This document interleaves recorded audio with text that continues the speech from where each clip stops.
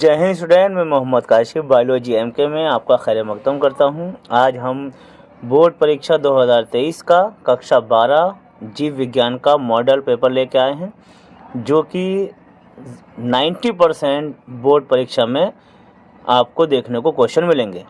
ऐसा सेट बना के लाए हैं हम आपके लिए। अब देखिए, थोड़ा सा इंस्ट्रक्शन देख लीजिए। पेपर पे क्या लिखा होता है? नाम, अनुक्रमांक, ठीक है, समय 3 घंटा 15 मिनट, पूर्णांक 70 अंक। ठीक, निर्देश क्या दे रखे हैं, ये बहुत ध्यान से पढ़ना है हम लोगों को। सभी प्रश्न अनिवार्य है, यानी सारे प्रश्न करने हैं। प्रारंभ के 15 मिनट परीक्षार्थी को प्रश्न पत्र पढ़ने के लिए निर्धारित किए गए हैं। ठीक है, यानी 15 मिनट का जो समय है वो आपको केवल प्रश्न पत्र पढ़ने के लिए दिया गया है, एक्स्ट्रा टाइम। सभी प्रश्नों के अंक उनके सम्मुख अंकित हैं, यानी जो प्रश्नों के जो जितने भी अंक है, प्रश्न 1 नंबर का, 2 नंबर का, 3 नंबर का, 4 जो भी है वो उसके सामने लिखा हुआ है। आवश्यकता अनुसार अपने उत्तरों की पुष्टि नामांकित रेखा चित्रों द्वारा कीजिए। यदि आपको प्रश्न में कोई चित्र के लिए पूछा गया है तो उसको स्वच्छ और नामांकित बनाना पड़ेगा। अब देखिए, स्टार्ट करते हैं हम यहाँ पर। इसमें जो पहला क्वेश्चन है वो क्या है कि सही विकल्प चुनकर अपनी अभ्यास पुस्तिका में लिखिए। यानी आपके ये ऑब्जेक्टिव टाइप क्वेश्चन है और इनमें से आपको 4 विकल्प दे रखे हैं। इनमें से एक विकल्प आपको छांट के अपनी जो उत्तर पुस्तिका है, अभ्यास पुस्तिका नहीं, उत्तर पुस्तिका में लिखना है। देखिए, पहले क्या है, पहला क्वेश्चन है भारतीय क्रांति के, हरित क्रांति के जनक कौन थे। ठीक है, एक भारतीय की बात कर रहे हैं। भारतीय हरित क्रांति के जनक कौन थे? तो ये कौन थे, ये आपने पढ़ा भी होगा। ये थे डॉक्टर M.S. स्वामीनाथन। इसके बाद अगला क्वेश्चन है, इसमें निम्नलिखित में कौन सा रोग विषाणु द्वारा नहीं होता, यानी विषाणु संक्रमित रोग नहीं है, यानी वायरस से रोग नहीं होता। कौन सा रोग है इसमें? देखिए, पोलियो भी होता है वायरस से, चेचक भी होता है वायरस से, एड्स भी वायरस से होता है, टीबी किससे होता है? बैक्टीरिया से होता है। तो यही हमारा आंसर है। ठीक है, इसके बाद अगला क्वेश्चन है, भारत का प्रथम राष्ट्रीय उद्यान कौन सा है? नेशनल पार्क, यानी सबसे पहला नेशनल पार्क भारत में जो बना था वो कौन सा है? और इसका नाम देखिए यहाँ पर क्या है, जिम कॉर्बेट राष्ट्रीय उद्यान, यानी जिम कॉर्बेट नेशनल पार्क। और ये भारत का सबसे पहला राष्ट्रीय पार्क है, नेशनल पार्क है, और सबसे बड़ा भी यही है, सबसे बड़ा भी यही है। और ये कहाँ पर स्थित है? ये उत्तराखंड के नैनीताल जिले के रामनगर में स्थित है। ठीक है, इसको भी ध्यान रखना। अगला क्वेश्चन है हमारा ऑब्जेक्टिव में, सैल्विया में परागण होता है। सैल्विया एक प्रकार का क्या है, पौधा है, जो जलीय पौधा है। तो इसमें परागण किसके द्वारा होगा? जल द्वारा ही होगा। ठीक है, जल के द्वारा, जल द्वारा। इसके बाद इसमें अब क्वेश्चंस आते हैं अति लघु, अति लघु यानी शॉर्ट क्वेश्चन आते हैं। और शॉर्ट क्वेश्चन के लिए देखें, मैंने आपको शॉर्ट क्वेश्चन भी यहाँ पर लिखवा रखे हैं और इसके आंसर भी मैं आपको बताऊंगा। तो सबसे पहला हमारा जो शॉर्ट क्वेश्चन है वो है, समापन कोडान तथा प्रारंभन कोडान कौन से हैं, यानी समापन कौन से हैं और प्रारंभम कौन से हैं कोडान। तो इसके लिए यहाँ पर देखिए, समापन कोडान है आपके UAA, UAG और UGA। ठीक है, ये समापन कोडान है और ये किसी भी न्यूक्लिक अम्ल को कोड नहीं करते। ठीक है, ये 3 ही ऐसे कोडान हैं जो किसी भी न्यूक्लिक अम्ल को कोड नहीं करते। ठीक है, बाकी जो 61 कोडान होते हैं वो किसी न किसी न्यूक्लिक अम्ल को, 20 प्रकार के न्यूक्लिक अम्ल हैं हमारे, उनको कोड करते हैं। सिर्फ ये 3 ही कोडान ऐसे हैं 64 में से जो कि किसी भी न्यूक्लिक अम्ल को कोड नहीं करते। इसके बाद अगला इसमें प्रारंभन कोडान। देखिए, स्टार्टिंग यानी शुरुआती कोडान कौन सा है हमारा?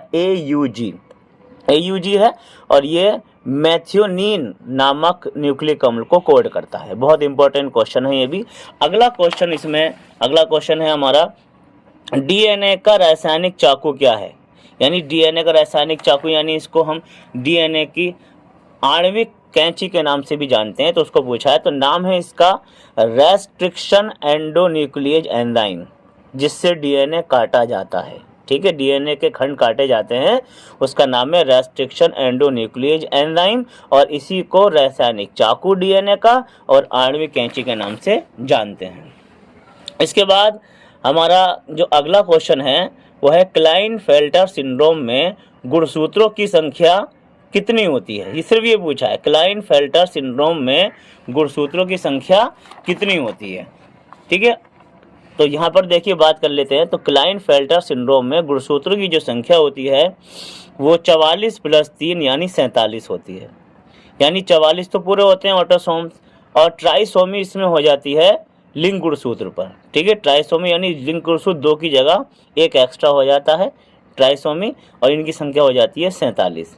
ठीक है ना, ट्राइसोमी लिंग गुणसूत्र पर पाई जाती है। तो 2 की जगह 3 हो जाते हैं, बाकी ऑटोसोम तो 44 ही होते हैं। तो 44 और 3 कितने हो गए, 47 हो गए। अगला क्वेश्चन किया गया है यहाँ पर, जो ये सारे क्वेश्चन एक एक नंबर के हैं, सबके आगे आपको एक एक नंबर यहाँ पर लिखा हुआ दिखाई दे रहा है। अगला है टाइगर प्रोजेक्ट पर संक्षिप्त टिप्पणी लिखिए। बाघ परियोजना भी कहते हैं इसे, टाइगर प्रोजेक्ट भी कहते हैं। तो इसके लिए यहाँ पर देखिए, क्योंकि हर एक का उत्तर मिलेगा आपको यहाँ पर बायोलॉजी एम के चैनल पर। देखिए यहाँ पर टाइगर प्रोजेक्ट क्या है। देखिए, बाघ के संरक्षण हेतु, यानी टाइगर के संरक्षण हेतु, उसके बचाव हेतु, उसको बचाने के लिए सन 1970 ईस्वी में भारतीय वन्य प्राणी संरक्षण बोर्ड, ठीक है, यानी IBWL की संस्तुति पर एक प्रोजेक्ट शुरू किया गया जिसे टाइगर प्रोजेक्ट कहते हैं। यानी टाइगर को बचाने के लिए, उनका संरक्षण के लिए सन 1970 में IBWL ने एक प्रोजेक्ट बनाया, और उसी प्रोजेक्ट को हम टाइगर प्रोजेक्ट के नाम से जानते हैं। इस योजना के अंतर्गत 17 राज्यों में 28 टाइगर रिजर्व बनाए गए हैं। ठीक है, अगला क्वेश्चन देख लेते हैं। अगला क्वेश्चन है हमारा, ये आसान क्वेश्चन है, 2 कीटभक्षी पौधों के नाम लिखने हैं। सबसे पहले कीटभक्षी पौधे क्या होते हैं। कीटभक्षी पौधे देखिए ऑटोट्रोफिक होते हैं, यानी स्वयंपोषी होते हैं। लेकिन फिर ये कीटों का भक्षण क्यों करते हैं, कीटों क्यों खाते हैं, क्योंकि ये ऐसी जगह पर उगते हैं जहाँ पर नाइट्रोजन की कमी होती है। तो नाइट्रोजन की कमी को पूरा करने के लिए ये स्वयंपोषी होते हुए भी कीटों को खाते हैं। इनके नाम देख लीजिए, कीटभक्षी पौधे क्या है, ड्रोसेरा और पिचर प्लांट, जिसे हम नेपेंथीज के नाम से भी जानते हैं। बाकी तो यूट्रिकुलेरिया है, और बहुत सारे प्लांट्स हैं, लेकिन आपके 2 नाम पूछें तो आप 2 ही नाम लिखें, ड्रोसेरा, पिचर प्लांट यानी नेपेंथीज। अगला क्वेश्चन है हमारा तीसरे का जो कि 2 नंबर के लिए दिया गया है। तो आरएनए में थाइमीन की जगह कौन सी बेस पाई जाती है, यानी कौन सा क्षारक पाया जाता है आरएनए में। ठीक है, डीएनए नहीं पूछा, आरएनए पूछा। तो देखिए, आरएनए में जो क्षारक पाया जाता है थाइमीन की जगह, वो यूरेसिल होता है। समझ गए ना, यानी यूरेसिल बेस होती है आरएनए में, और डीएनए में क्या होता है, थाइमीन होती है। तो बस ये ध्यान रखना, आरएनए में पूछा है तो आरएनए में थाइमीन की जगह होता है यूरेसिल। अगला क्वेश्चन है हमारा कि पात्र निषेचन यानी IVF, इन विट्रो फर्टिलाइजेशन, पूरा नाम है इसका, इन विट्रो फर्टिलाइजेशन की प्रक्रिया को समझाइए। देखिए जरा इसके लिए, देखिए यहाँ पर हम, ये क्या है, ये ऐसी जनन विधि जिसमें मानव के शुक्राणुओं और अंडाणुओं को प्रयोगशाला में टेस्ट ट्यूब में, प्रयोगशाला में जो टेस्ट ट्यूब होती है कांच की, टेस्ट ट्यूब में निषेचित कराकर, ठीक है, ग्राही मादा के गर्भाशय में अंतरोपित यानी स्थानांतरण कराने की जो प्रक्रिया है उसको हम कहते हैं पात्र निषेचन या इन विट्रो फर्टिलाइजेशन। इसमें क्या होता है कि टेस्ट ट्यूब में, प्रयोगशाला में नर का शुक्राणु लेते हैं, मादा का अंडाणु लेते हैं, और टेस्ट ट्यूब में उनका निषेचन कराया जाता है। निषेचन करने से क्या बनता है, निषेचन के बाद बनता है जाइगोट, और उस बने हुए जाइगोट को ग्राही जो क्या कहते हैं महिला होती है उसके गर्भाशय में अंतरोपित कर दिया जाता है, और वहाँ पर शिशु का निर्माण होता है। और ऐसे बने हुए शिशु को, यानी उससे जो शिशु प्राप्त होता है, जब 9 महीने के बाद जब बच्चा पैदा होता है, तो उस बच्चे को, उस बेबी को कहते हैं टेस्ट ट्यूब बेबी। ठीक है, टेस्ट ट्यूब बेबी के बारे में अगर लिखने को आए तब भी हम यही वाला लिखेंगे, पात्र निषेचन वाली प्रक्रिया। टेस्ट ट्यूब बेबी क्या है, समझ गए ना, यानी इन विट्रो फर्टिलाइजेशन से जो बेबी प्राप्त होता है उसी को हम टेस्ट ट्यूब बेबी कहते हैं। ठीक है, अगला क्वेश्चन देखें। अगला क्वेश्चन है हमारा जो कि तीसरे का गा है, मेंडल के पृथक्करण के नियम को समझाइए। मेंडल का जो पृथक्करण का नियम कौन सा है, मेंडल का सेकंड नियम है ये, दूसरा नियम, पृथक्करण का नियम कहते हैं इसे। और इसके बारे में देखिए यहाँ पर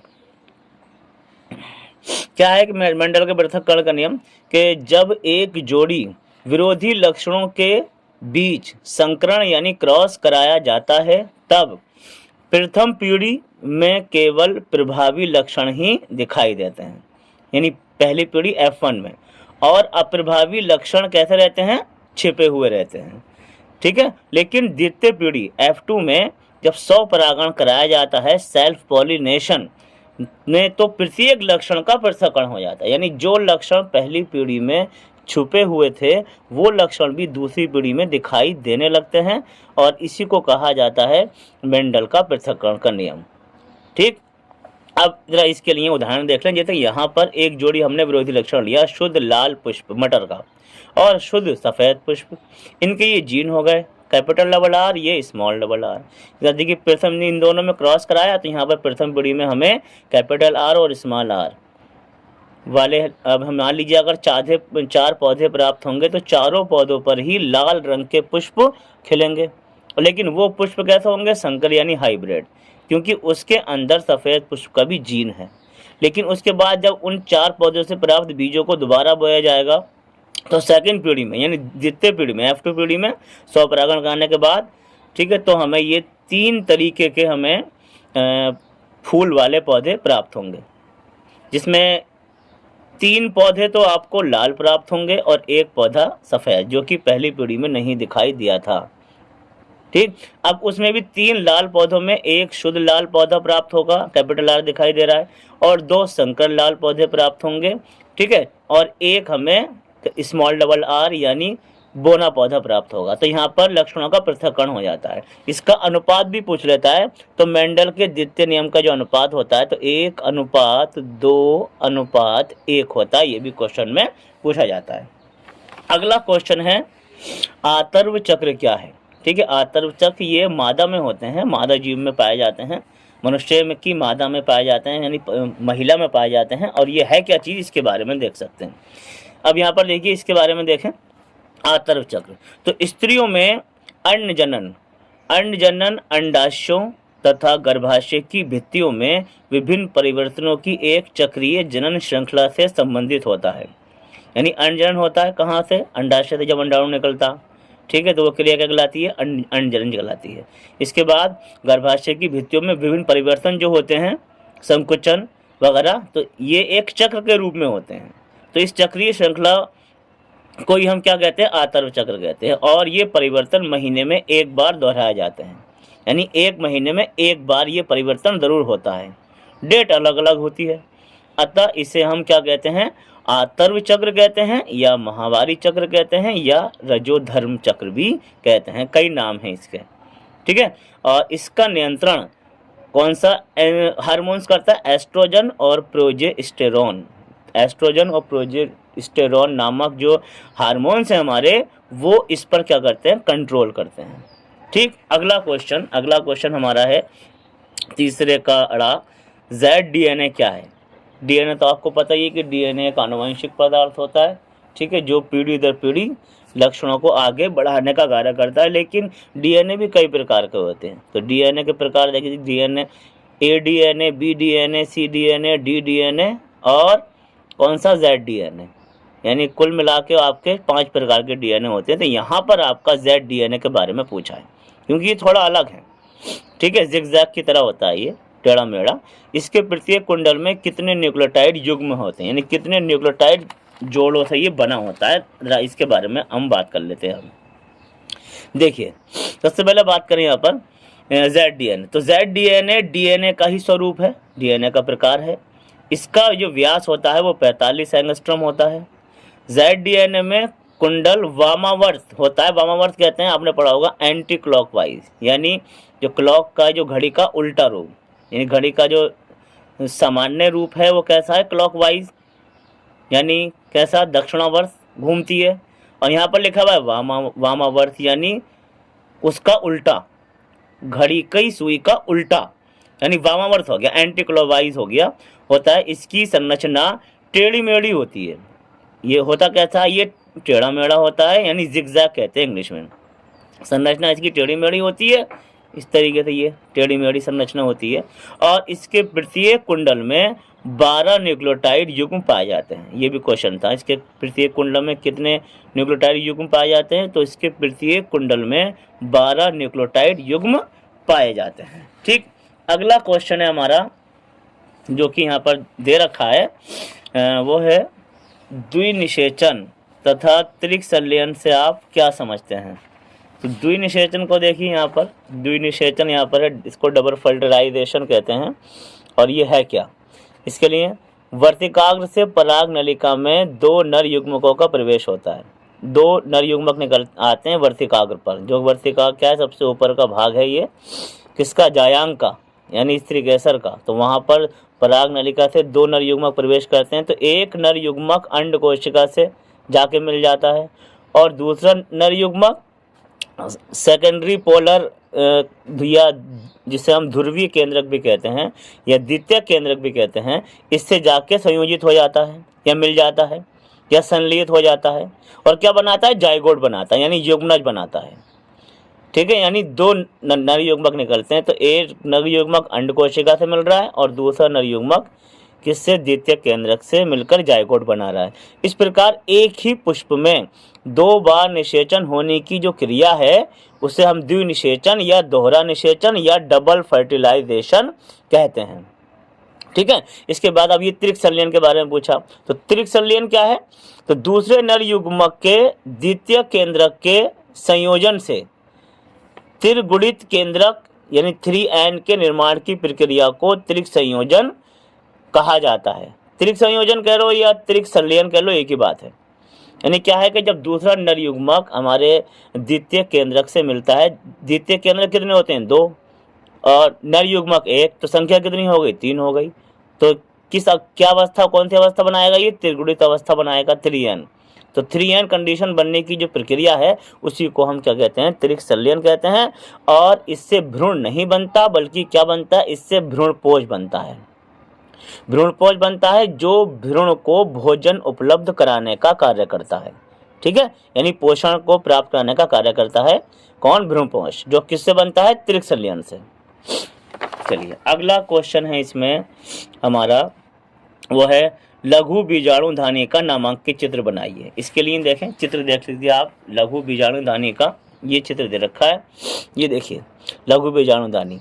ठीक है, तो इसमें देखिए यहाँ पर ये 3 लेयर आपको दिखाई गई हैं और 3 लेयर बाह्य त्वचा, मध्य त्वचा और अंदर की जो लेयर है वो टैपेटम कहलाती है। इसके बाद इसमें लघु बीजाणु दानी दिखाई गई हैं, यानी एक ये परागकोश का चित्र है और इसके अंदर ये 4 लघु बीजाणु धानी है। ये तो मैंने बड़ा वाला चित्र बनाया है, लघु बीजाणु धानी दिखाया है कि एक परागकोश में लगभग कितनी 4 लघु बीजाणु धानी पाई जाती हैं। अब ये लघु बीजाणु धानी का चित्र है क्योंकि पूछा गया है। देखिए इस तरीके से, ये एपिडर्मिस है ऊपर वाली, इसके बाद ये बीच वाली क्या है, मेसोडर्मिस है। और मेसोडर्मिस का जो सबसे आखिरी भाग होता है यानी ये वाला, ये कहलाता है एंडोथीसियम। एंडोथीसियम लेयर कहलाती है ये। और सबसे आखिर वाला जो पार्ट्स है, अंदर वाली जो इसकी त्वचा है वो कहलाती है क्या, टैपिटम। और टैपिटम में ही हमारा नर युग्मक का निर्माण होता है। नर युग्मक यानी परागकण, पॉलन ग्रेन, इसी में बनते हैं आखिरी वाले में, ये टैपिटम में। और टैपिटम ही इसको पोषित करता है, इसको भोजन उपलब्ध कराता है। देखिए यहाँ पर दिख रहा है मात्र कोशिका, यहाँ पर आपको ये दिखाई दे रहा है। ठीक है, चलिए आगे देखें। अब अगला क्वेश्चन है हमारा, डीएनए तथा आरएनए में 4 अंतर लिखिए। तो अच्छा क्वेश्चन है और ये हाई स्कूल लेवल का भी क्वेश्चन है, इसको आप देख सकते हैं। तो डीएनए और आरएनए में 4 अंतर हम देख सकते हैं। तो इसमें देखिए यहाँ पर ये डीएनए आरएनए में 4 अंतर।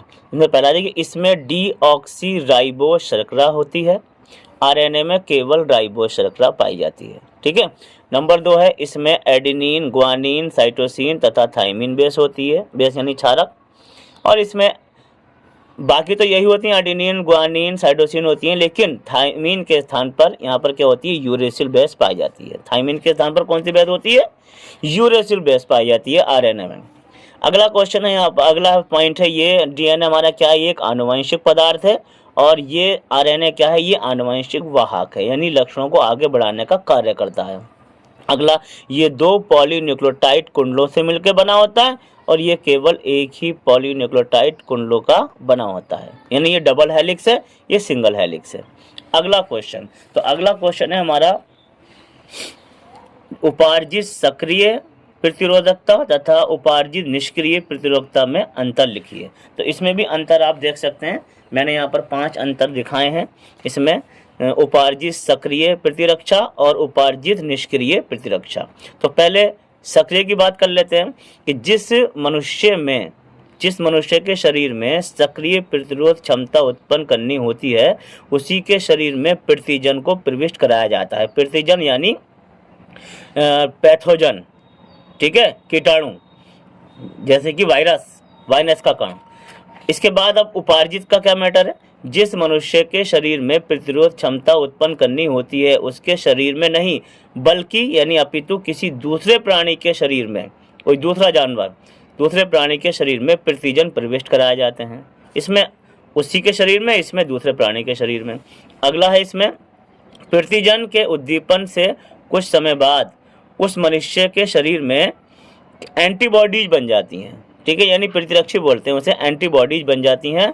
और जिस प्राणी के शरीर में प्रतिजन प्रविष्ट कराए जाते हैं उसके शरीर में कुछ समय बाद वही एंटीबॉडीज बन जाती हैं। एंटीबॉडीज मनुष्य में भी बनेगी, दूसरे प्राणी में भी बनेगी। अगला है प्रतिरक्षी यानी एंटीबॉडीज बनने से उस मनुष्य के शरीर में प्रतिरोधक क्षमता उत्पन्न हो जाती है, ठीक है, इम्यूनिटी उत्पन्न हो जाती है, इम्यूनिटी।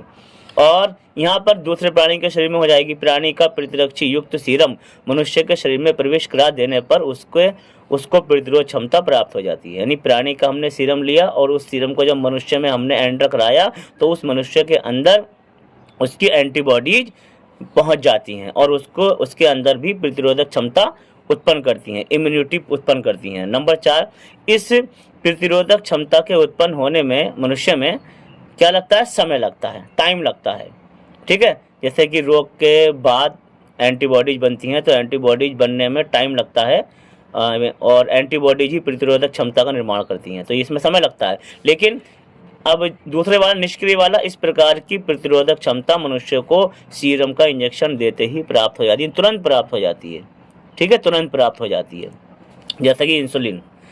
इसके बाद लास्ट पॉइंट है इसमें, ये प्रतिरोधक क्षमता अधिक समय तक स्थिर रहती है, ठीक है, यानी प्रतिरोधक क्षमता जो है वह अधिक 6 महीने 1 साल वगैरह जो भी है या जीवन पर्यंत भी रह सकती है।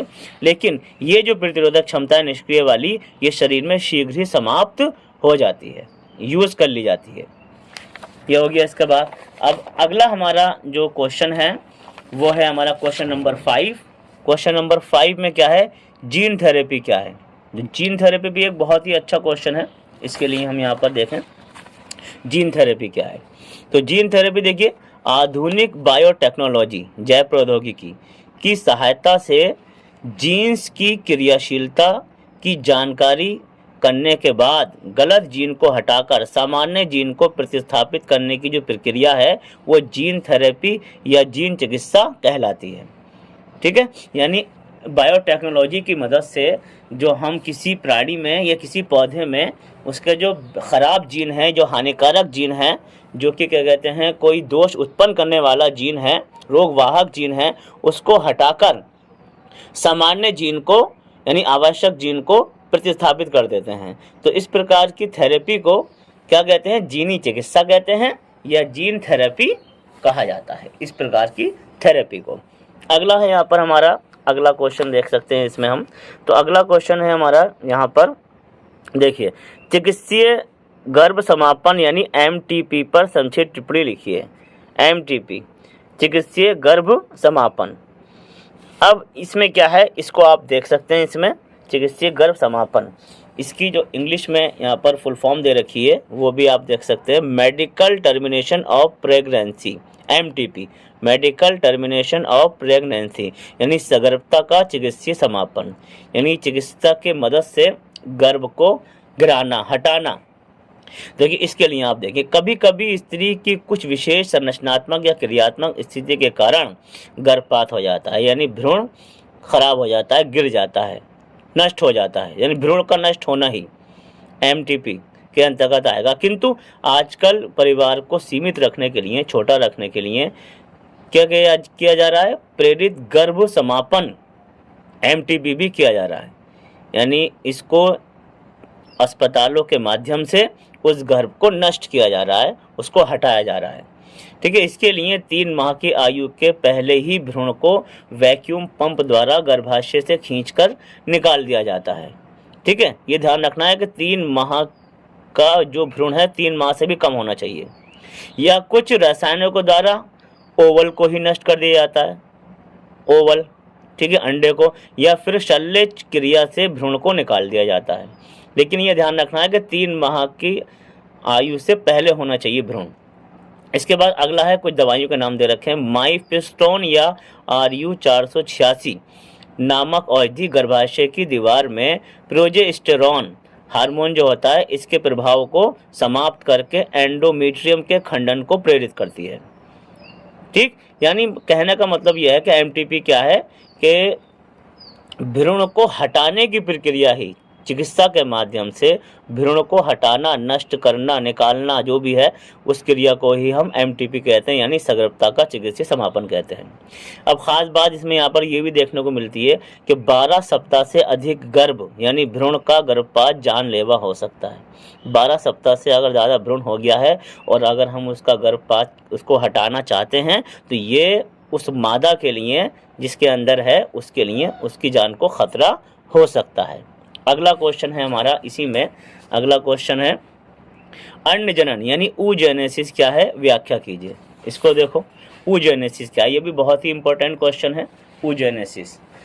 तो सबसे पहले इसकी प्रक्रिया को देखते हैं कि मादा जननांगों में, मादा जंतुओं के अंडाशय में जनन एपिथेलियम की जनन कोशिकाओं से अंडाणु यानी ओवम बनने की प्रक्रिया को अंडजनन या oogenesis कहते हैं। यानी मादा प्राथमिक सेल से अंडाणु बनने की जो प्रक्रिया है वही अंडजनन या oogenesis कहलाती है। इसमें अर्धसूत्री विभाजन द्वारा, जिसे म्योसिस डिवीजन कहते हैं, द्वारा एक जनन कोशिका से प्रायः एक ही अंडाणु तथा 2 या 3 पोलर बॉडी का निर्माण होता है। पोलर बॉडी बताएंगे इसके बारे में भी। इसके बाद एक द्विगुणित जनन कोशिका से एक अगुणित अंडाणु का निर्माण ही क्या कहलाता है, अंडजनन कहलाता है। ये इसकी बहुत छोटी सी परिभाषा है कि एक द्विगुणित जनन कोशिका से एक अगुणित अंडाणु का निर्माण अंडजनन कहलाता है। यानी मात्र कोशिका कैसी होती है, द्विगुणित, डिप्लॉइड, और अंडाणु कैसा होता है, हैप्लॉइड यानी अगुणित। ये भी ध्यान रखना है। इसकी 3 अवस्थाएं होती हैं। पहली अवस्था को हम बोलते हैं गुणन अवस्था, मल्टीप्लाई यहाँ पर फेज कहा जाता है। दूसरे को वृद्धि अवस्था कहा जाता है यानी ग्रोथ फेज कहा जाता है। और तीसरे को परिपक्वन अवस्था कहा जाता है यानी मैच्यूरेशन फेज कहा जाता है। अब ये होता कैसे है, यहाँ पर एक डायग्राम बना हुआ है, इस डायग्राम को देख सकते हैं। देखिए यहाँ पर प्राथमिक जनन कोशिका देखिए डिप्लॉइड टू एन, इसमें समसूत्री विभाजन हुआ क्योंकि समसूत्री विभाजन में सेम टू सेम सेल्स बनती हैं और कितनी बनती हैं, 2 बनती हैं। देखिए ये 2 बन गए। इसके बाद फिर यहाँ पर दोबारा समसूत्री विभाजन हुआ, फिर यहाँ पे देखिए 1 से 2 बनी और 1 से 2 बनी, 4 बन गई। कौन सी अवस्था है, मैच्यूरेशन फेज, उसमें मल्टीप्लाई फेज, ठीक है, गुणन अवस्था। इसके बाद यहाँ पर एक सेल्स ये काफ़ी बड़ी हो जाती है जिसको हम प्राथमिक अंडक कहते हैं, ठीक है, ऊगोनिया बोलते हैं इसे।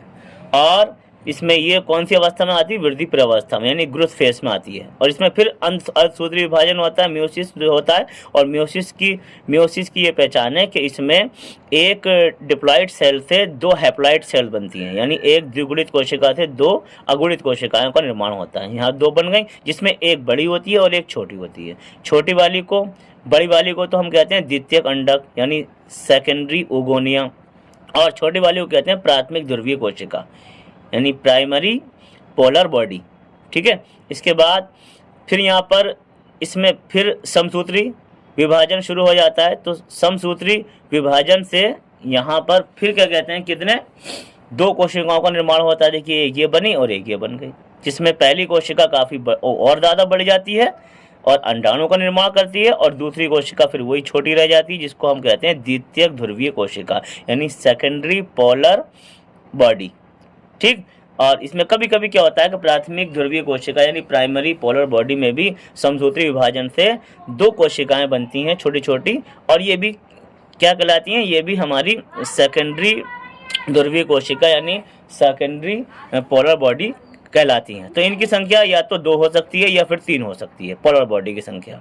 और इनसे अंडाणु का निर्माण नहीं होता, ये तो अंडाणु को सिर्फ क्या देती हैं, पोषण देती हैं, पोषण प्रदान करती हैं, ठीक। अगला क्वेश्चन इसमें क्या है, अगला क्वेश्चन देखें तो अगला क्वेश्चन है हमारी बीटी फसल। देखिए यहाँ पर अगर हम बात करें क्वेश्चन की तो बीटी फसलों पर टिप्पणी लिखिए। ठीक है, बीटी फसलों पर टिप्पणी के लिए हम यहाँ पर बात कर लेते हैं कि जैव प्रौद्योगिकी बायोटेक्नोलॉजी द्वारा उत्पन्न ऐसी फसलें जिनके लिए कीटनाशकों की ज़रूरत नहीं होती, ठीक है, बीटी फसलें कहलाती हैं। यानी क्या है कि ऐसी फसलें जिनको कीटनाशक पदार्थों रसायनों की आवश्यकता नहीं होती उनको हम क्या कहते हैं, बीटी फसलें कहते हैं, बीटी क्रॉप कहते हैं। और ये फसलें पीड़क प्रतिरोधी होती हैं, यानी कीड़े मकोड़े इन पर असर नहीं करते। अब ये है क्या, इसको और समझ लीजिए। देखिए बीटी एक प्रतिविष है, एक जहर है जो बैसिलस थ्यूरिजिएंसिस, बल्कि बीटी की फुल फॉर्म यह है बैसिलस थ्यूरिजिएंसिस नामक एक जीवाणु से निर्मित किया जाता है। ठीक है, किससे, कौन से जीवाणु से, बैसिलस थ्यूरिजिएंसिस नामक जीवाणु से ये एक विष तैयार किया जाता है। और जब इस विष को उत्पन्न करने वाले जीन को जीवाणु से निकालकर किसी पादप में स्थापित कर दिया जाता है तो ये पादप प्रजाति पीड़क प्रतिरोधी हो जाती है, यानी बीटी क्रॉप बन जाती है। अब कोई भी इस पर आक्रमणकारी, यानी कोई भी कीड़ा, कोई भी कीट इस पर आक्रमण करेगा तो ये उसकी उपापचयी क्रियाओं को बंद कर देगी और उसको लकवा मार जाएगा और वे जो जीव है, जो कीड़ा मकोड़ा है, वो नष्ट हो जाएगा। और उसी से क्या कहते हैं, हमारी इन फसलों की क्या हो जाती है, रक्षा हो जाती है। यानी ये इसलिए इनको हम पीड़क प्रतिरोधी फसल भी कह सकते हैं या बीटी फसल भी कह सकते हैं। अगला क्वेश्चन देखिए, 5 क्वेश्चन पूरे हो चुके हैं। अब अगला क्वेश्चन आता है हमारा छठा। इसमें 4 भाग दे रखे हैं, का, खा, गा और घा। पहला जो इसमें है वो है रेड डाटा बुक क्या है, इसे कौन जारी करता है, 2 संकरग्रस्त जीव जातियों के नाम लिखिए। तो इसके लिए सबसे पहले बात कर लेते हैं रेड डाटा बुक की। संकटग्रस्त जीव जातियों और प्राकृतिक संपदाओं के संरक्षण के लिए international union for conservation of nature and natural resources, ये फुल फॉर्म है IUCN की, जिसे अब विश्व संरक्षण संघ यानी वर्ल्ड कंजर्वेशन यूनियन में तब्दील कर दिया गया है, यानी WCU। IUCN का नाम अब क्या हो गया, WCU, वर्ल्ड कंजर्वेशन यूनियन कहा जाता है। ने जीवों की जातियों के लिए एक पुस्तक जारी की जिसे हम लाल आंकड़ों की किताब या रेड डाटा बुक के नाम से जानते हैं। यानी रेड डाटा बुक में संकटग्रस्त जातियों को रखा गया है और प्राकृतिक संपदाओं के संरक्षण के लिए भी इसमें बात की गई है। ठीक है, अगला जो क्वेश्चन आता है हमारा वो है हमारा पुनर्योगज DNA तकनीक क्या है, समझाइए। पुनर्योगज DNA तकनीक को हम रिकॉम्बिनेटेड DNA टेक्नोलॉजी भी कहते हैं। देखिए यहाँ पर रिकॉम्बिनेटेड DNA टेक्नोलॉजी है, ये क्या है, 2 अलग अलग DNA को जोड़कर बनाया गया नया DNA पुनर्योगज DNA यानी रिकॉम्बिनेटेड DNA कहलाता है, यानी शॉर्ट में RDNA। इसी प्रकार रिकॉम्बिनेटेड DNA बनने की जो तकनीक होती है उसी को हम रिकॉम्बिनेटेड DNA टेक्नोलॉजी कहते हैं। ठीक है, और इसमें ये जिस ग्राही कोशिका में ये प्रवेश कराया जाता है उसके लक्षण, विशेष लक्षण उसमें प्रकट हो जाते हैं। जैसे यहाँ पर ये एल्गी DNA यानी शैवाल का DNA और राइस DNA यानी राइस चावल के DNA में शैवाल का DNA प्रवेश कराया गया और एक नया DNA बनाया गया, उसका रिकॉम्बिनेटेड DNA, जिसमें एल्गी के जो लक्षण थे, यानी एल्गी में विटामिन A जो पाया जाता है या उसको जल धारण करने की जो क्षमता होती है, नाइट्रोजन स्थिरीकरण की क्षमता होती है, वे राइस में भी आ जाती है, राइस के DNA में।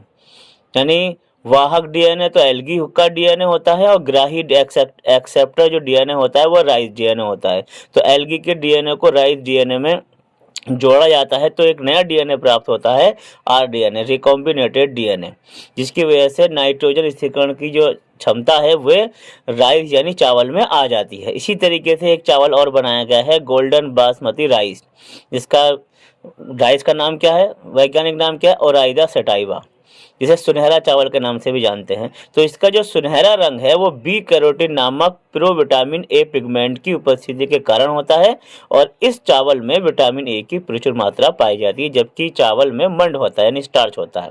तो ये ऐसी प्रजाति है जिसको रिकॉम्बिनेटेड DNA से बनाई गई है, जिसमें विटामिन स्टार्च के साथ साथ विटामिन A भी प्रचुर मात्रा में पाया जाता है।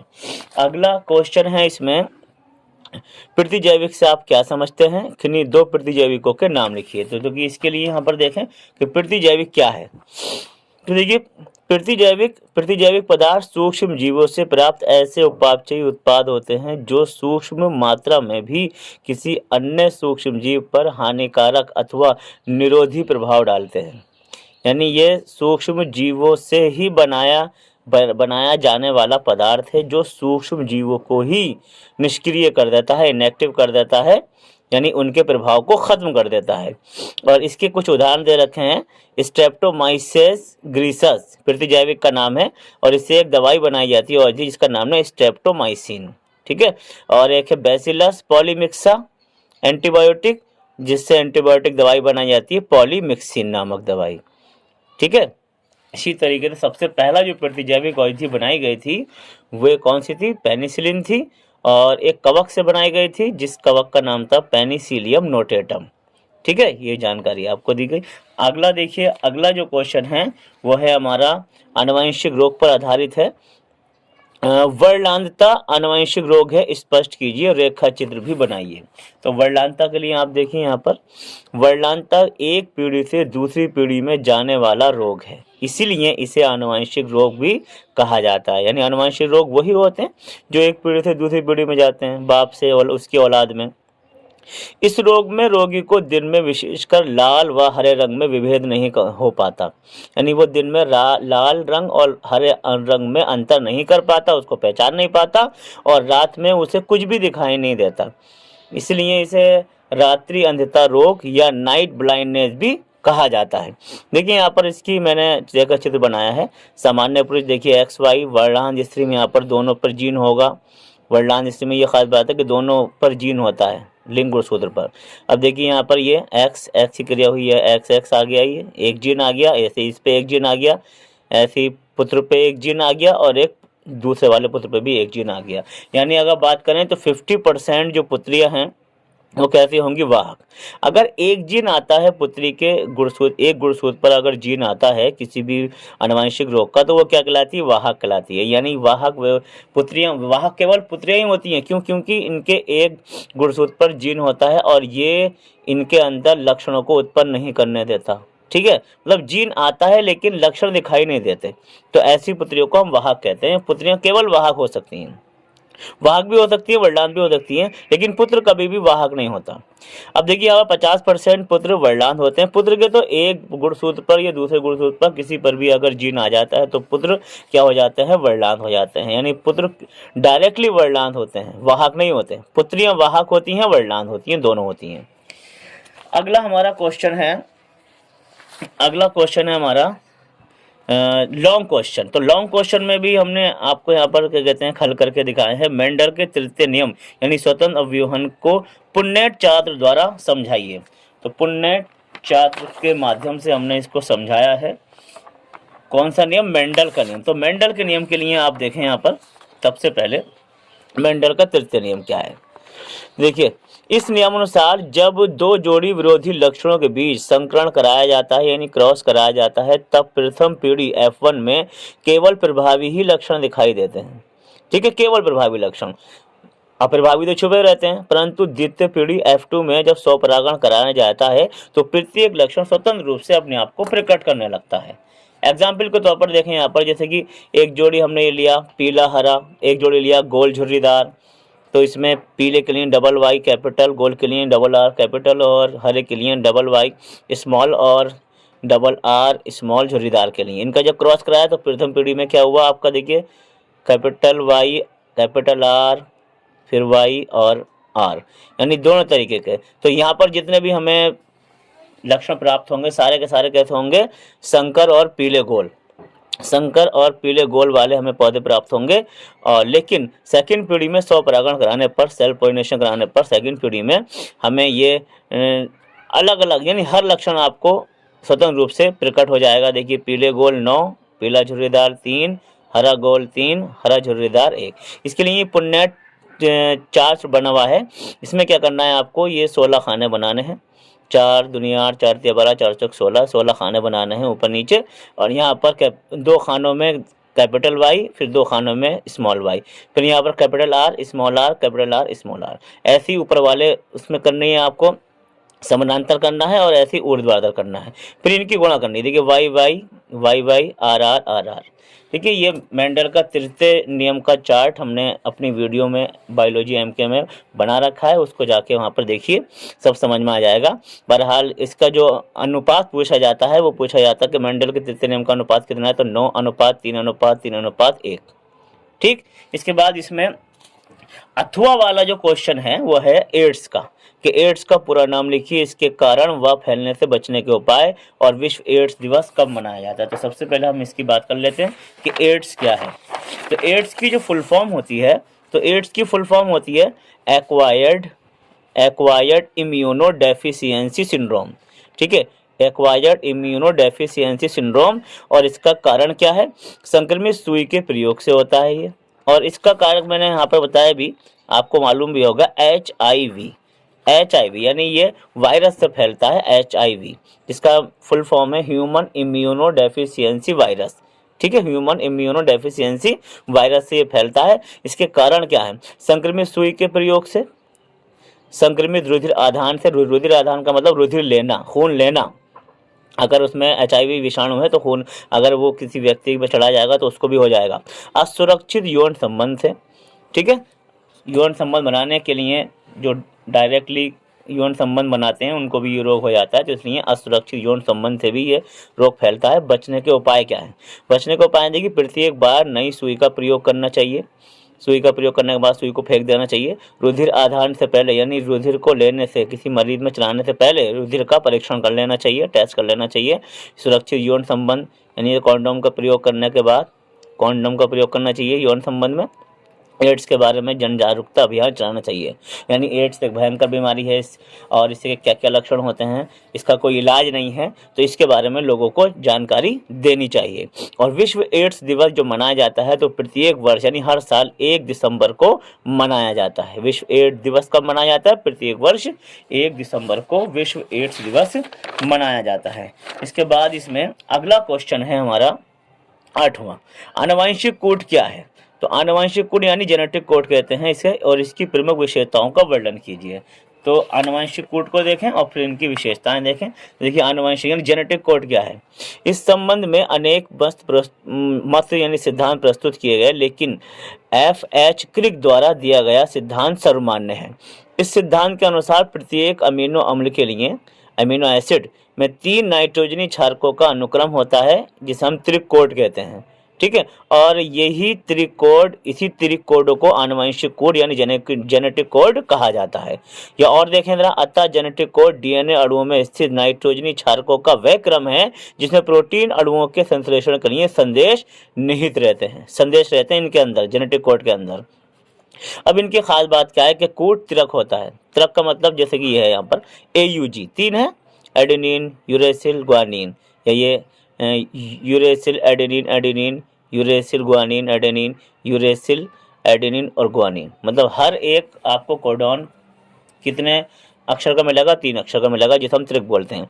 कूट सर्वात्रिक होते हैं, सभी जगह पाए जाते हैं, प्रत्येक जंतु कोशिका में, प्रत्येक वनस्पति कोशिका में। कूट अपहासित होते हैं, यानी यहाँ पर देखिए ये नहीं है कि अगर हम कोड को लगाने के लिए उनका एक नंबर छोड़ दें फिर अगला नंबर यहाँ से स्टार्ट कर लें, जैसे ये UA है तो इसको A को हटा के यहाँ से U स्टार्ट कर दें। ठीक है, ऐसा नहीं है, तो अपहासित नहीं होता। कूट अंत्यव्यापी होता है, और इसके लिए वैसे ऐसा भी नहीं है कि हम जैसे UAA है तो उसके बाद फिर हम AGA ले आए, यानी एक क्रम से चलता है, ये अपहासित नहीं है, इसको हम अलग थलग नहीं कर सकते। कूट असंदिग्ध होते हैं।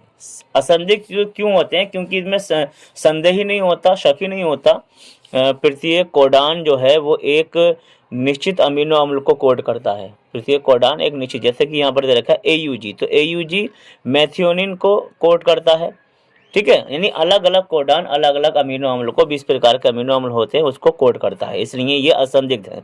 ये कॉमा रहित होते हैं, देखिए हर जगह जब आप 3 नाम लिखते हैं तो उसमें कॉमा लगाते हैं बीच में, लेकिन यहाँ पर ऐसा नहीं है, तो ये कॉमा रहित होते हैं, डायरेक्ट लिखे जाते हैं।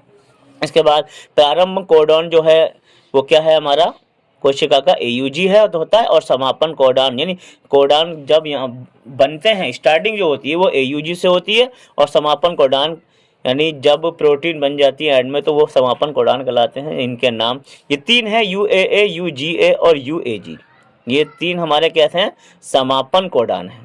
ठीक है, इसके बाद अब अगला क्वेश्चन है हमारा इसी में अथवा में, जो है व्यसन से आप क्या समझते हैं, प्रमुख नशीले पदार्थों के नाम व उनके प्रभाव का वर्णन कीजिए। तो अब जरा व्यसन के बारे में भी बात कर लेते हैं। व्यसन किसे कहते हैं, आसान है वैसे तो ये, व्यसन की बात करें तो व्यसन देखिए पदार्थों के लगातार प्रयोग करने से उनकी लत लग जाती है, और इस लत लगने को ही क्या कहा जाता है, व्यसन कहा जाता है। ठीक है, इसके बाद एक क्वेश्चन आता है औषध व्यसन किसे कहते हैं, यानी औषधि व्यसन किसे कहते हैं। तो औषधि के लिए औषधि लगा दीजिए, खासकर नशीली दवाएं। साइकोट्रोपिक औषधि के लगातार प्रयोग करते रहने से उसकी लत लगने की प्रक्रिया को ही औषधि व्यसन कहा जाता है। कोई भी दवाई हम लगातार खाते हैं, रोजाना खाते हैं, तो उसकी एक लत लग जाती है, खासकर नींद की गोली। ठीक, और उसी लत लगने को हम क्या कहते हैं, औषधि व्यसन भी कहते हैं। इसके बाद कुछ यहाँ पर नशीले पदार्थ यानी ड्रग्स के बारे में यहाँ पर आपको बताना भी है। तो इनमें नशीले पदार्थों को हमने ये 3 कैटेगरी में बांटा है, ओपियाड, कैनाबिनाइड्स और कोका एल्काइड। तो सबसे पहले हम ओपियाड के बारे में देखें कि स्मैक या हेरोइन के नाम से जाना जाने वाला ये पदार्थ रासायनिक रूप से डाई एसिटिल मॉर्फिन है। ठीक है, हेरोइन का क्या नाम है, रासायनिक रूप से डाई एसिटिल मॉर्फिन है, जो एक गंधहीन, कोई खुशबू नहीं होती, तीक्ष्ण होता है, तीव्र होता है और रवेदार यौगिक है। ये मॉर्फिन से प्राप्त किया जाता है। अब आप कहेंगे मॉर्फिन कहाँ से प्राप्त किया जाता है, तो मॉर्फिन पोस्त यानी अफीम के पौधे से प्राप्त किया जाता है, और अफीम के यानी लेटेक्स से यानी दूध से प्राप्त किया जाता है मॉर्फिन, और मॉर्फिन से प्राप्त की जाती है हेरोइन। देखिए हेरोइन एक अवसादक है जो शरीर के प्रकार्यों को धीमा कर देता है, इसे शामक भी बोलते हैं, यानी शरीर की जो उपापचय क्रियाएं हैं खासकर उनको क्या कर देता है, ये धीमा कर देता है। इसके बाद दूसरा है कैनाबिनाइड्स। ये ड्रग्स भांग के पौधे के पुष्पक्रम से प्राप्त होता है, भांग से प्राप्त होता है। भांग के पौधे से पुष्पों, पत्तियों और रेजिन के विभिन्न संयोजनों से, अब देखिए यहाँ पर पुष्प से तो हशीश बन रहा है, पत्तियों से बनता है गांजा, और रेजिन से यानी उसके बेकार के पदार्थ से जैसे कि शहद, वो क्या कहते हैं गोंद, उससे बनता है मैरिजियाना और गांजा। ये 2 चीज़ें बनती हैं रेजिन से, बनाने का काम आता है। ये हृदय वाहिका तंत्र यानी कार्डियोवैस्कुलर सिस्टम को भी प्रभावित करता है, यानी हार्ट पर अटैक करता है ये। इसके बाद कोका एल्कलाइड क्या है, इसे कोको पादप से प्राप्त किया जाता है, जो कि उत्तरी अमेरिका में पाया जाने वाला पौधा है। ये न्यूरो ट्रांसमीटर यानी मस्तिष्क में एक हमारा हार्मोन पैदा होता है डोपामीन, तो डोपामीन के परिवहन में बाधा डालता है। कोकेन के मस्तिष्क सेवन से विभ्रम पैदा हो जाता है, यानी भ्रम पैदा हो जाता है किसी भी चीज़ का, भ्रम यानी वो स्वप्निल सपनों में खो जाता है, आभासी दुनिया में खो जाता है। विभ्रम का मतलब क्या है कि ऐसा भ्रम जो कि हो ही ना, होता नहीं है, उसे विभ्रम कहते हैं। तो ऐसी कुछ यहाँ पर दवाइयाँ हैं जो कि LSD है, तो क्या है वो विभ्रमकारी औषधि है जो कि हमारे अंदर एक नकली आभास, नकली स्वप्निल दुनिया का आभास कराती है। इसके बाद अगला क्वेश्चन है हमारा जो कि इसी से ताल्लुक़ रखता है। अब हमारा है मनुष्य के मादा जनन तंत्र का सचित्र वर्णन कीजिए। मनुष्य के मादा जनन तंत्र का सचित्र वर्णन कीजिए। तो मादा जनन तंत्र का आपको डायग्राम बनाना है, आप इसको खुद देख लेना, डायग्राम देख सकते हैं। देखिए इस तरीके का डायग्राम है ये जो आपको यहाँ पर ये दिखाई दे रहा है, ये अंडाशय होते हैं 2, लेफ्ट में और राइट में, जिसमें अंडाणु का निर्माण होता है। इसके बाद ये झालर समान रचना है जो कि अंडाशय को से कनेक्ट रहती है। ये तुम्बिका है, यानी फैलोपियन ट्यूब है, जहाँ पर अंडाणु रिलीज होकर आता है और यहाँ से शुक्राणु रिलीज होकर यहाँ पर आकर और जाइगोट बनाएगा। ठीक है, भ्रूण यहीं पर बनता है। और इसके बाद ये हमारी गर्भाशय है, ये वाला पार्ट्स, और ये वाला पार्ट्स क्या है, गर्भाशय काय यानी गर्भाशय की दीवार। ये क्या है, ग्रीवा नलिका है, गर्भाशय की ग्रीवा नलिका है, गर्दन के समान रचना है, और यहीं पर ये योनि होती है, यहाँ के माध्यम से लिंग अंदर को जाता है। इसके बाद ये ऊपर का जो पार्ट्स है ये गर्भाशय फंडस कहलाता है। ठीक है, और इसके बाद ये नीचे वाला जो पार्ट्स है, योनि के नीचे वाला पार्ट्स, इसको हम बोलते हैं भग। तो ये मनुष्य का मादा जनन तंत्र का चित्र है, इसके बारे में भी आप आराम से लिख सकते हैं। इसके बाद अगला जो क्वेश्चन है, जो इसका अथवा में है क्वेश्चन, वो है वाटसन तथा क्रिक द्वारा प्रस्तुत डीएनए द्विकुंडल मॉडल की संरचना का वर्णन कीजिए। ये आखिरी क्वेश्चन है, इसको देख लीजिए। डायग्राम मैंने नहीं बनाया है, लेकिन आप इसके क्या कहते हैं थ्योरी देख लीजिए। डीएनए द्विकुंडल मॉडल किसने दिया था? तो ये वाटसन और क्रिक ने दिया था। देखें, डीएनए 2 पॉलीन्यूक्लियोटाइड श्रृंखला से बना अत्यंत जटिल यौगिक है, और हम जानते ही हैं कि इसके अंदर हमारे आनुवंशिक लक्षण उपस्थित होते हैं। ये हमारा आनुवंशिक पदार्थ है। इस संरचना का मॉडल वाटसन तथा क्रिक नामक वैज्ञानिकों ने सन 1953 ईस्वी में दिया था, और जिसके लिए उन्हें 1962 ईस्वी में दुनिया का सबसे बड़ा पुरस्कार नोबेल पुरस्कार से सम्मानित किया गया। अब इसके देखिए 2 कुंडल होते हैं, हेलिक्स होते हैं, जो 5 डैश और 3 डैश एक कुंडल, 3 डैश और फिर 5 डैश दूसरा कुंडल। अब इसमें 4 बेस होती हैं, एडेनिन, गुआनिन, थाइमिन और साइटोसिन। और एडेनिन और थाइमिन डबल बॉन्ड से जुड़े होते हैं हाइड्रोजन बॉन्ड से, और गुआनिन और साइटोसिन ट्रिपल बॉन्ड से जुड़े होते हैं। यहाँ पर मैंने आपको दिखाया ये कुंडल। ए का उल्टा टी, टी का फिर ए लिखेंगे, जी का सी, सी का जी, ए का टी, जी का सी, टी का ए, इस तरीके से। अगर ए और टी है दो लगाएंगे हाइड्रोजन बॉन्ड, और सी और जी है या जी और सी है तो 3 हाइड्रोजन बॉन्ड लगाएंगे। डीएनए अणु के विभिन्न अवयवों की दूरी तथा परिमाप देख लीजिए। देखिए डीएनए अणु का व्यास कितना होता है? 20 एंगस्ट्रॉम होता है। ये भी ध्यान देने योग्य बात है। नंबर 2, ये एक संपूर्ण कुंडल की जो दूरी है, यानी एक कुंडल की जो पूरी दूरी है वो 34 एंगस्ट्रॉम की होती है। 2 पूरक क्षारकों से बने 2 पगदंडों की दूरी 3.4 होती है। यानी जैसे कि ये ए से टी जुड़ा हुआ है, तो इनके बीच में जो दूरी है वो कितनी होती है? 3.4 एंगस्ट्रॉम। 2 हाइड्रोजन बंधों के द्वारा जुड़े न्यूक्लियोटाइड की दूरी कितनी होती है? 2.83 एंगस्ट्रॉम। दोनों पूरक श्रृंखलाओं में उपस्थित विपरीत दिशा की शर्कराओं की कम से कम दूरी कितनी होती है? 11 एंगस्ट्रॉम। ठीक है, ये जो इंटर का मॉडल पेपर था जीव विज्ञान का, वो ज़्यादातर मैंने आपको हल करा दिया है। ये वीडियो आपको कैसी लगी? अच्छी लगी हो तो इसे लाइक कीजिए, शेयर कीजिए, और हमारे चैनल बायोलॉजी एमके को सब्सक्राइब कीजिए। शुक्रिया।